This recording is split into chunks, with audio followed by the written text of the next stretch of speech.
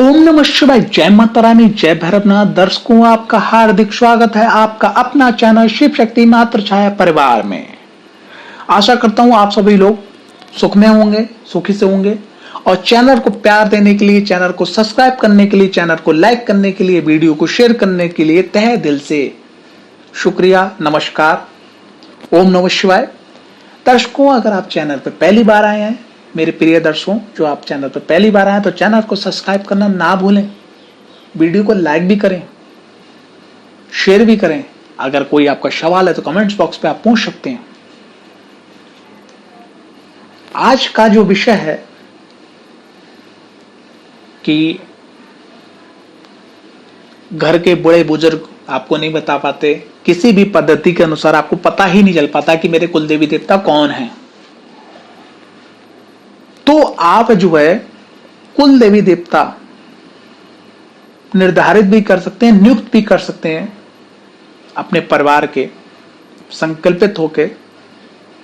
तो उसकी मैं सरल विधि आपको बताने जा रहा हूं जिससे आप अपने परिवार और अपने नाम से कुल देवी देवता को नियुक्त कर सकते हैं। बहुत ही सरल विधि आपको बताने जा रहा हूं।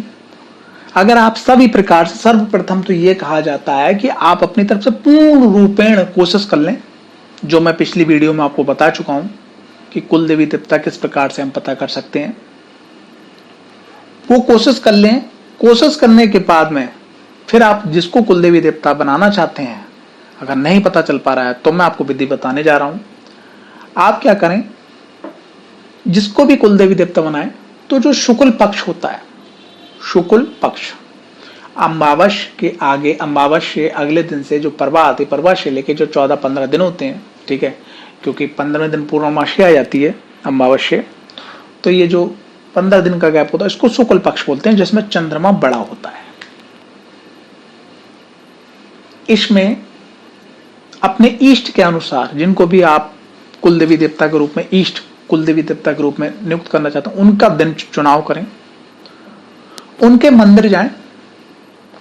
मंदिर जाने के बाद में, मंदिर जब आप चाहें तो संग में एक थाली ले जाएं। उस थाली में आप कुछ अनाज रख लें, आटा, चावल, फल, फ्रूट, मौसमी फल, कुछ दक्षिणा रख लें। मंदिर में जाने के बाद जय श्री गणेश बोल रहे हैं, जो आपके पितर हैं, उन पितरों के नाम से वो थाली मंदिर में अर्पित करें।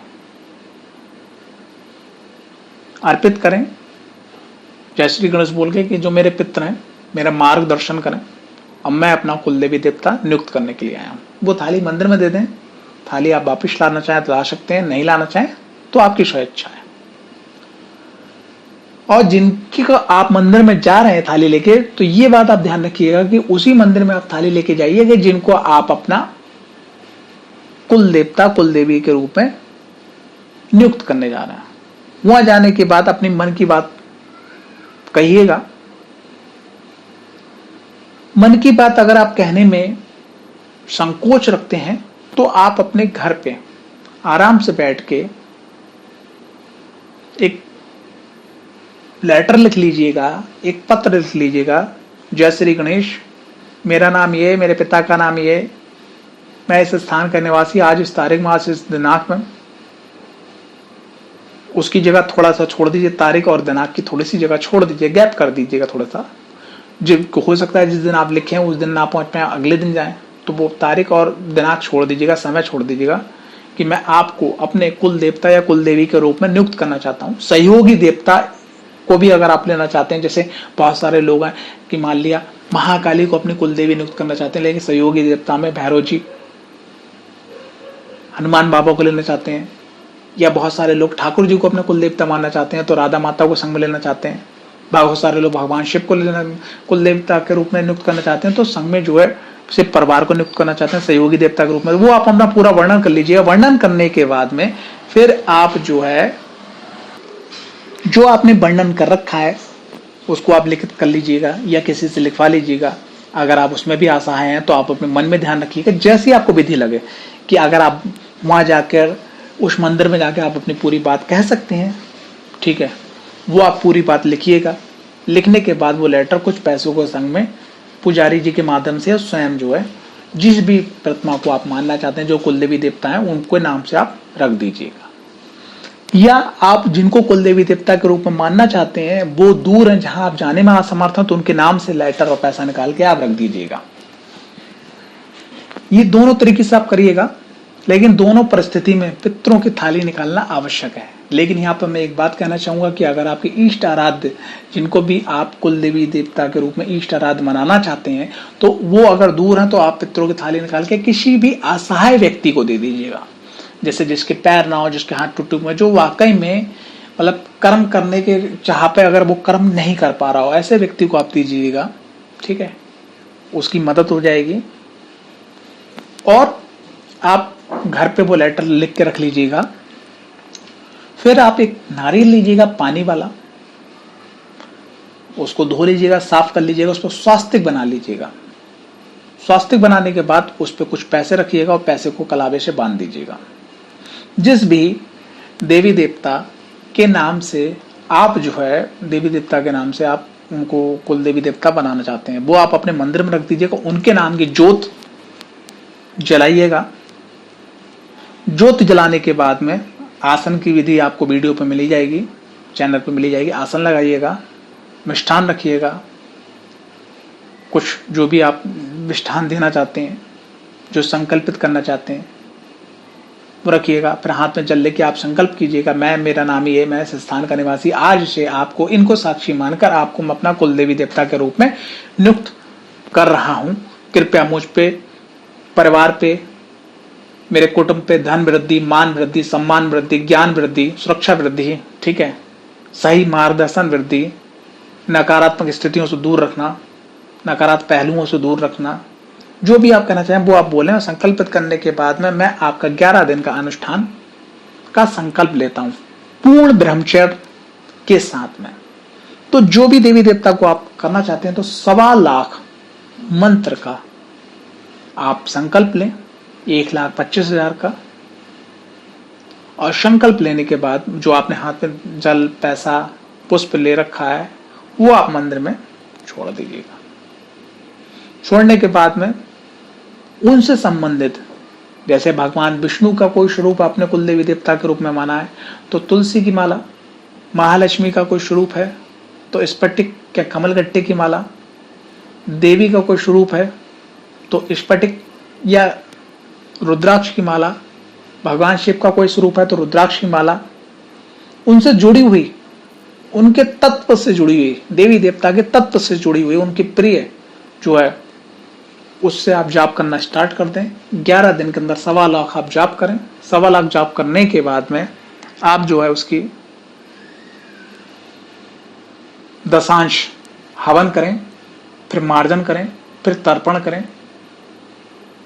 या आप पूर्णतः सक्षम ना हो तो 1.25 लाख जाप करने के बाद में 12,500 और जाप करें। 12,500 और अगर आप जाप करते हैं तो उसके बाद में फिर आप 1251 आहुति दे दें। आहुति में हवन सामग्री, पंचमेवा, घी मिक्स करके आम की प्रज्वलित लकड़ियों पे आप जिस मंत्र का आपने जाप किया उस मंत्र के संग में आप स्वाहा जोड़ के आप जो है हवन कर दीजिएगा। उसके बाद में जितनी आपने आहुति दी है उसका दशांश आप जो है तर्पण कर दीजिएगा। एक बड़ा परात लीजिएगा, उसमें गंगा जल डालिएगा, गुलाब जल डालिएगा, पुष्प डालिएगा, इत्र डालिएगा और दोनों हाथ के उंजली भर के सामने जैसे जल छोड़ते हैं दोनों हाथ को जोड़ के, वैसे करके आप छोड़िएगा। और उस मंत्र में आप जो है तमर्पयामि, तर्पयामि वो आप बोलिएगा, यानी तर्पण करना है आपको। तर्पयामि आपको बोलना है। जैसे ओम नमः शिवाय, आपने इस मंत्र का आपने जाप किया तो ओम नमः शिवाय स्वाहा, ये हो गई आहुति। जाप क्या है? ओम नमः शिवाय। आहुति क्या है? ओम नमः शिवाय स्वाहा। तर्पण क्या है? ओम नमः शिवाय तर्पयामि, ओम नमः शिवाय तर्पयामि, ओम नमः शिवाय तर्पयामि। तो यानी कि आपने जैसे 10,000 जाप किया तो 10,000 का 1,000 क्या हो गया? आपकी आहुति। 100 क्या हो गया? आपका तर्पण। 10 क्या हो गया? आपका मार्जन। मार्जन आपको कैसे करना है? मार्जन करने के लिए आप एक छोटी सी कटोरी ले लीजिएगा और उसमें साफ गंगा जल रखिएगा, उसमें कोई भी चीज मिक्स मत करिएगा। और उसके बाद में उसमें एक पुष्प को देख लीजिएगा कि पुष्प में कोई भी कीड़ा ना हो। मार्जामी का मतलब होता है दांत मांजना एक प्रकार से। उसको अपनी मध्यमा, अनामिका और अंगूठे के माध्यम से उसमें भिगोइएगा और मंत्र के संग बोलते हुए उतनी बार देवता की तरफ छिड़किएगा, जैसे ओम नमः शिवाय मार्जयामी, ओम नमः शिवाय मार्जयामी। इस प्रकार से आप करिएगा, फिर वो आपके कुल देवी देवता के रूप में नियुक्त हो जाएंगे। नारियल जो आपके यहाँ स्थापित है, आप चाहे उसको रख सकते हैं, नहीं रखना चाहते हैं तो आप जो जिन देवी देवता को आपने कुल देवी देवता के रूप में नियुक्त किया वहां मंदिर में उनके पास पहुंचा दीजिएगा। इस तरीके से इस विधि के अनुसार आप जो है आप कुल देवी देवता को नियुक्त कर सकते हैं, पहला तरीका। दूसरा एक और तरीका है कि अगर आप हवन अनुष्ठान करने में सक्षम नहीं है तो आप जाप करने में सक्षम है तो आप जाप करिएगा, और जाप करने के बाद में जो अनुष्ठान से संबंधित जो चीज है उसको उनके मंदिर के जुड़े हुए व्यक्ति, यानी मंदिर के जुड़े हुए जैसे ब्राह्मण है, उनके पास पहुंचा दीजिएगा। वो जब हवन करेंगे, वो जो पूजन करेंगे, उसमें वो चीज पहुंच जाएगी। अगर आप इसमें भी सक्षम नहीं है तो एक तीसरा और सरल उपाय वो ये कि आप देवी देवताओं से संबंधित जो उनकी चालीसा होती है, उस चालीसा का आप संकल्प ले लीजिएगा। चालीसा का संकल्प 10 दिन में कम से कम आपका जो है 1100 से नीचे नहीं होना चाहिए, डेली का 100। अगर आप 10 दिन में नहीं संकल्प कर पाते हैं तो 21 दिन का उसको बढ़ा लीजिएगा, लेकिन चालीसा कम से कम 1100 होने ही चाहिए। तो ये 3 तरीके मैं आपको बताया, सरल तरीके। इस तरीके से आप कुल देवी देवता को नियुक्त कर सकते हैं।